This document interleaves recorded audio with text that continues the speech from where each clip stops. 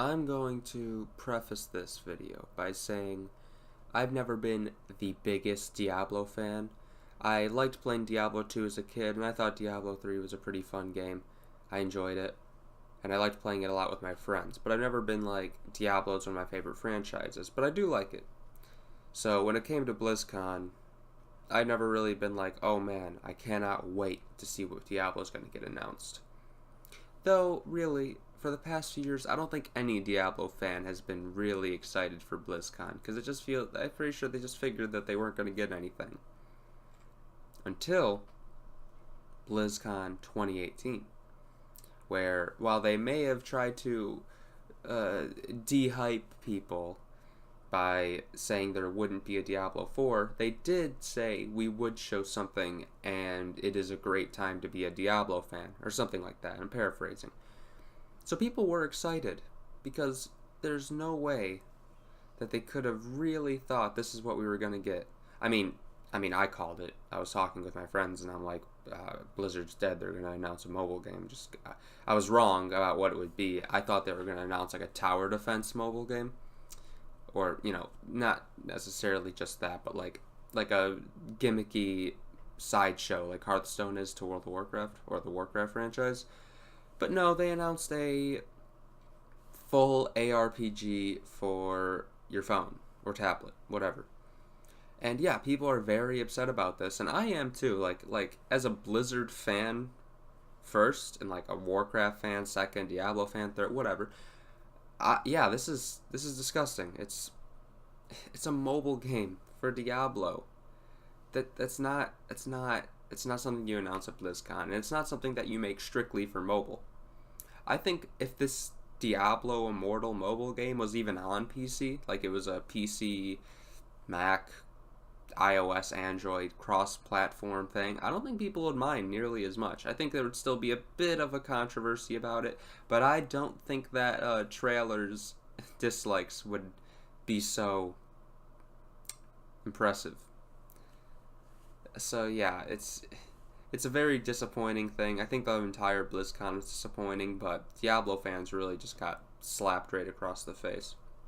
Especially Diablo 2 fans, because they already considered Diablo 3 a garbage game. Not all of them, but a lot of them thought Diablo 3 is a massive disappointment, and this is what they get after that. And Diablo 3 fans wanted something that could be an improvement over what they got. Instead, they got this mobile game made by NetEase, not even Blizzard. So it's an outsourced Diablo game made by a notoriously pay-to-win, anti-consumer, garbage Chinese company that already has an action RPG that looks strikingly similar to this called Endless of God or something like that. And some defenders say like, well, just because it has a similar UI, no. If you watch gameplay videos of both and then watch this, you will see pretty similar animations and cast times. It's not hard to tell that this could very well be a reskinned version of a Endless of God, Crusade, whatever it's really called. So yeah, people have every right to be upset here. Especially, like, the booing being called disrespectful. I don't think booing is disrespectful in the same way that cheering over people talking isn't disrespectful to what they're trying to say. It's just a way to express your thoughts at the convention in a crowd. So, yeah. Diablo is dead, is the fanbase is saying. Way to go, Blizzard, you killed it. Let us hope they have a Diablo 4 announcement ready for next year's BlizzCon. Because I think in the West, this is going to flop. I don't think anyone's going to play it in the West. I'm sure some people will. I'm sure it'll do okay, but it won't be a huge hit in the West. I'm sure in China it's going to just make ridiculous amounts of money, which is probably all Blizzard cares about. It's just very disheartening, I think, that the only exciting things from BlizzCon really were Warcraft 3 Reforged and the WoW Classic release date. Like, Blizzard Modern is like not able to produce like very quality content, so the only thing to look forward to is them going back in time. Yeah, that's kind of sad to think about, but it's kind of seeming more and more true. Sure, I think Battle for Azeroth had a good show, and Overwatch and Heroes of the Storm were just horrendously mediocre because they didn't announce even as much as they did last year. It was just bare bones announcements. And Hearthstone was standard, which is fine. So no one really had a reason to be upset. But my God, if you're a Diablo fan, even a mild one like I am, this is just like shameful. And it has MMO elements. I love MMOs, and here we are. I don't want to play an MMO on my phone. I just don't. If I do, I'll play RuneScape because I guarantee it's just objectively better than this, combat aside. You know how?